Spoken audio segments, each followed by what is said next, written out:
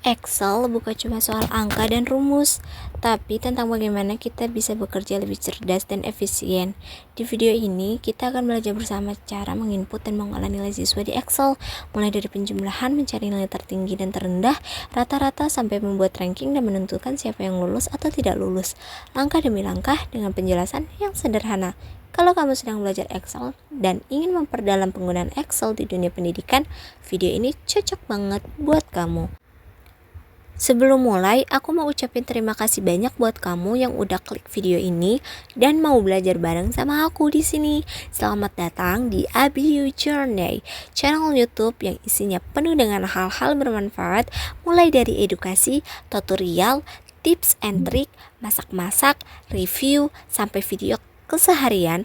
Pokoknya semua yang relate sama kehidupan sehari-hari, tapi tetap seru dan penuh insight. Nah, sebelum kita mulai masuk ke rumus-rumus, pertama-tama kita buat dulu ya struktur datanya. Jangan lupa untuk mencantumkan dulu nama sekolah, tahun ajaran atau periode, nama wali kelas, dan nama kelas kamu di bagian atas lembar Excel. Isi identitas atau data-data yang mau kalian input di dalam kolom yang sudah kalian buat. Oh iya, satu hal penting yang juga perlu kalian perhatikan adalah penulisan huruf dan tampilan tabelnya. Pastikan setiap kata ditulis dengan rapi, huruf besar di awal kata digunakan sesuai kebutuhan dan tidak ada kesalahan penulisan. Untuk font, di sini aku pakai Times New Roman karena tampilannya formal dan tetap jelas dibaca. Namun kalian juga harus perhatikan ukurannya. Kalian jangan pakai terlalu kecil dan juga jangan terlalu besar. Idealnya pakai ukuran 11 atau 12 supaya nyaman dilihat. Jangan lupa atur juga posisi kolom dan barisnya biar sejajar dan rapi ya. Tampilan yang bersih dan terstruktur itu penting, bukan cuma enak dilihat tapi juga bikin data lebih mudah dibaca dan dipahami.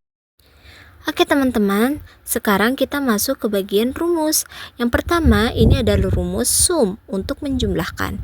Rumus sum ini digunakan untuk menjumlahkan beberapa nilai sekaligus dalam satu baris atau kolom.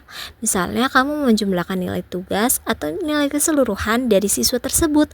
Jadi Excel itu akan menjumlahkan nilai dari kolom tersebut secara otomatis dan kalian gak perlu pakai tanda tambah manual lagi dan hasilnya ini lebih cepat.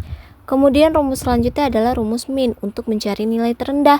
Rumus ini digunakan untuk mencari nilai terendah dari seluruh data. Excel akan otomatis menampilkan nilai terkecil dari kolom total yang kita tentukan. Setelah itu ada rumus max untuk mencari nilai tertinggi. Kalau tadi min untuk mencari nilai terendah, sekarang kebalikannya. Kita pakai max untuk mencari nilai tertinggi. Rumus ini akan mencari nilai tertinggi dari seluruh siswa di kolom tersebut. Dan selanjutnya adalah rumus average atau mencari nilai rata-rata. Rumus ini digunakan untuk menghitung nilai rata-rata dari sekumpulan angka. Sedangkan rumus if adalah rumus untuk menentukan status kelulusan atau membandingkan dari hasil satu dengan hasil yang lainnya. Sehingga rumus ini membuat logika menjadi berpikir dalam dua kondisi. Kalau penjelasannya terasa sedikit cepat, jangan khawatir ya teman. Kalian bisa pause atau putar ulang bagian manapun yang ingin dipahami lebih dalam. Video ini memang dirancang step by step, jadi tinggal diikuti alurnya pelan-pelan ya. Maaf ya kalau aku ngomongnya agak kecepatan juga karena mengingat durasi. Hehehe. Jadi hari ini kita udah belajar beberapa rumus Excel yang super penting dan sering banget dipakai.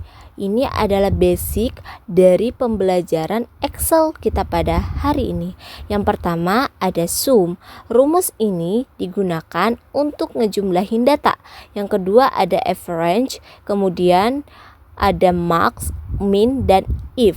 Dan max fungsinya untuk mencari nilai tertinggi dan min fungsinya untuk mencari nilai terendah. Kemudian untuk if adalah untuk bikin keputusan otomatis berdasarkan kondisi tertentu seperti yang tadi lulus atau tidak lulus. Ingat ya teman, kunci belajar Excel itu bukan harus hafal semua rumus, Tapi kalian tahu dan mampu bagaimana cara menempatkan rumus itu dan bagaimana cara menggunakannya. Terus latihan, coba-coba di file sendiri ya teman, dan jangan pernah takut salah. Kalau video ini ngebantu kalian, jangan lupa untuk like, komen, dan subscribe biar aku makin semangat bikin konten belajarnya. Sampai ketemu di video selanjutnya ya. Stay produktif, stay smile, and tetap semangat belajar ya. Bye-bye.